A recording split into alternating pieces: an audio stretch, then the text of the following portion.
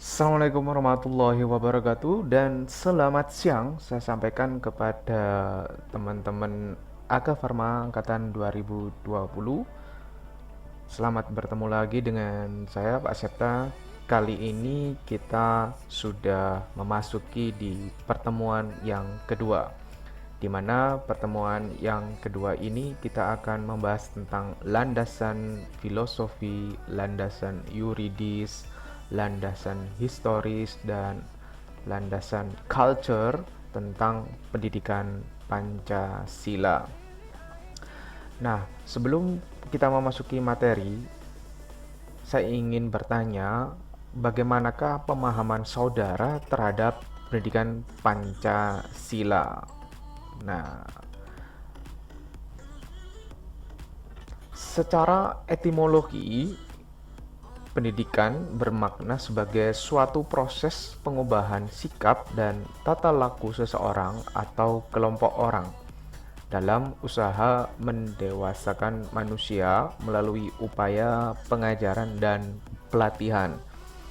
Pancasila berasal dari bahasa Sanskrit atau Sanskerta yang terdiri dari dua kata, yakni panca dan sila, yang memiliki arti panca itu lima dan sila itu dasar atau prinsip atau asas.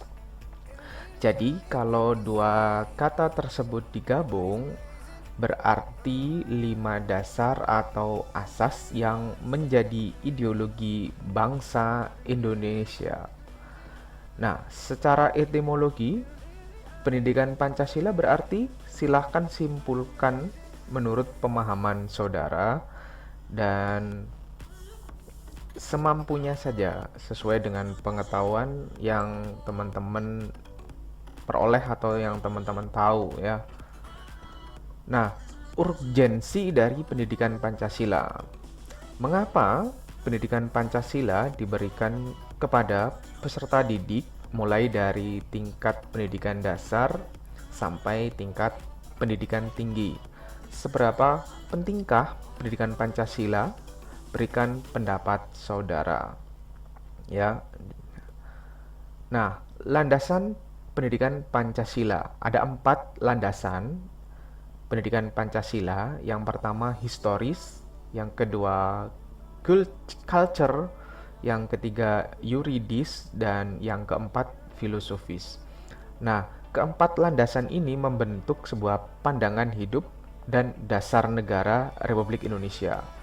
Nah, sebagai pandangan hidup dan dasar negara, maka Pancasila harus dipahami, dihayati, dan diaktualisasikan dalam setiap kehidupan kita sehari-hari.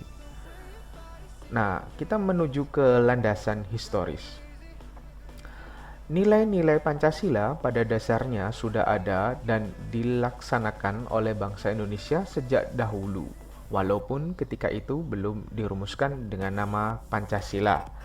Nilai-nilai tersebut akhirnya terkristalisasi dan dirumuskan oleh The Founding Fathers Republik Indonesia ke dalam 5 sila yang disebut dengan Pancasila pada tanggal 1 Juni 1945. Itulah kenapa pada tanggal 1 Juni selalu kita peringati sebagai hari lahir Pancasila. Selanjutnya, pada tanggal 18 Agustus 1945 dijadikan dasar negara Republik Indonesia. Sepanjang sejarah Republik Indonesia dari 17 Agustus 45 sampai saat ini, Pancasila mengalami pasang surut menghadapi ancaman maupun tantangan dari ideologi lain, baik dari dalam maupun dari luar. Akan tetapi, Pancasila tetap menjadi ideologi dan dasar negara yang menjadi landasan untuk tetap tegaknya NKRI. Contohnya, pada era Kerajaan Majapahit di bawah Raja Hayam Wuruk dengan Mahapatih Gajah Mada mengemukakan bahwa seorang raja dilarang untuk melakukan 5 pantangan, yaitu mateni, maling, madon, madat atau berjudi. Ya, maling, mencuri, madon itu main perempuan, madat itu kalau sekarang itu narkotika, dan berjudi. Kita menuju ke landasan kultural. Landasan culture, setiap bangsa di dunia memiliki suatu pandangan hidup, filsafat hidup, serta pegangan hidup agar tidak terombang-ambing dalam kancah pergaulan internasional. Nah, Pancasila merupakan pandangan hidup yang diangkat dari nilai-nilai kultural yang dimiliki oleh bangsa Indonesia sendiri. Jadi, Pancasila itu terbentuk dari nilai-nilai yang lahir dan berkembang dari bangsa Indonesia itu sendiri. Misal, ada nilai gotong royong, kerjasama, tenggang rasa, hormat menghormati. Nah, itu adalah nilai-nilai yang lahir dan berkembang dari bangsa Indonesia sendiri. Oke ya, kita lanjutkan. Pancasila tersebut tumbuh dari adat istiadat, ini masih di culture ya, budaya, agama, serta kepustakaan Indonesia. Telah ada sejak dahulu kala sehingga disebut sebagai kristalisasi perwatakan asli bangsa Indonesia. Nilai yang terkandung antara lain komunal, kekeluargaan, kerjasama, sabar, sopan, dan identik dengan nilai ketuhanan, kemanusiaan, persatuan, kerakyatan, dan kebangsaan, serta keadilan. Jadi nilai-nilai itu tercermin dalam sila-sila yang ada dalam Pancasila. Nah, kalau tadi dari landasan cultural, sekarang kita menuju ke landasan yuridis. Landasan yuridisnya ada 5. Yang pertama, alinea keempat pembukaan Undang-Undang Dasar 1945, batang tubuh Undang-Undang Dasar 1945, yakni pasal 29 ayat 1 dan 2, pasal 27 ayat 1 dan 2, pasal 31 ayat 1 dan 2. Silakan nanti kalian cek sendiri apa pasal-pasal yang dimuat sebagai landasan yuridis Pancasila. Yang ketiga, Undang-Undang Republik Indonesia Nomor 20 Tahun 2003 tentang Sistem Pendidikan Nasional. Yang keempat, Peraturan Pemerintah Republik Indonesia Nomor 19 Tahun 2005, dan yang kelima adalah Keputusan Menteri Pendidikan Nasional Nomor 232 Tahun 2000 tentang Pedoman Penyusunan Kurikulum Pendidikan Tinggi. Jadi landasan yuridis pentingnya pendidikan Pancasila dalam perguruan tinggi itu ada 5 ini. Oke.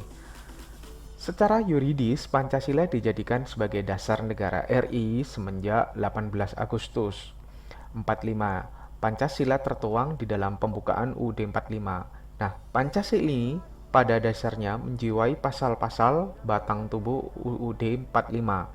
Dan pada tanggal 18 Agustus 45, PPKI menetapkan UUD 45 sebagai dasar negara. Ini artinya Pancasila harus diaktualisasikan dalam kehidupan, termasuk dalam dunia pendidikan. Nah, yang berikut, Undang-Undang Sisdiknas menyebutkan bahwa sistem pendidikan nasional berlandaskan Pancasila. Ini artinya secara material Pancasila merupakan sumber hukum pendidikan nasional.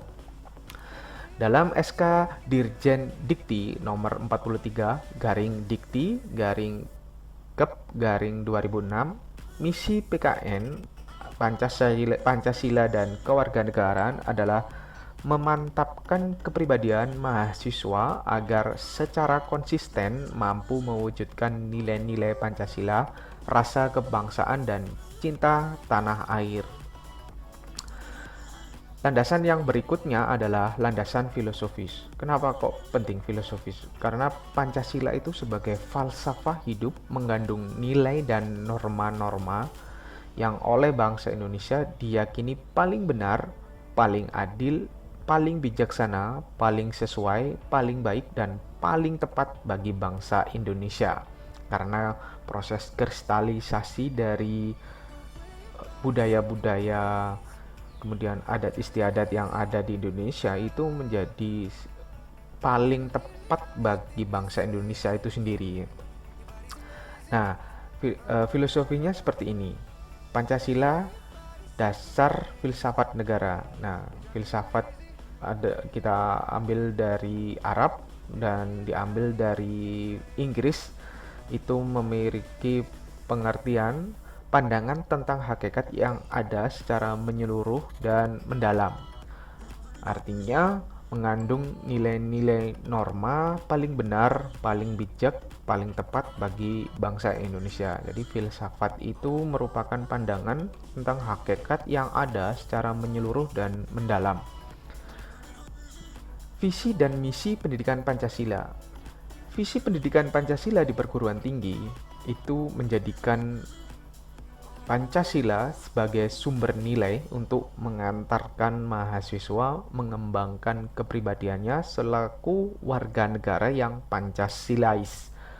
Misinya, pendidikan Pancasila di perguruan tinggi membantu mahasiswa agar mampu mewujudkan nilai-nilai dasar Pancasila dalam kehidupan berbangsa dan bernegara dan dalam menerapkan ilmunya secara bertanggung jawab terhadap kemanusiaan. Tujuan umum pendidikan Pancasila. Secara umum, tujuan pendidikan Pancasila adalah untuk memahami esensi Pancasila sebagai dasar negara dan pandangan hidup bangsa Indonesia. Kemudian yang berikut, memahami makna nilai-nilai Pancasila. Dan yang ketiga, menghayati dan mampu mengaktualisasikan nilai Pancasila dalam kehidupan bermasyarakat, berbangsa, dan bernegara. Secara khusus, tujuan pendidikan Pancasila ada 4. Yang pertama, memupuk sikap bertanggung jawab terhadap bangsa, masyarakat, dan negara. Yang berikutnya, mengenali dan memahami berbagai masalah hidup serta cara memecahkannya.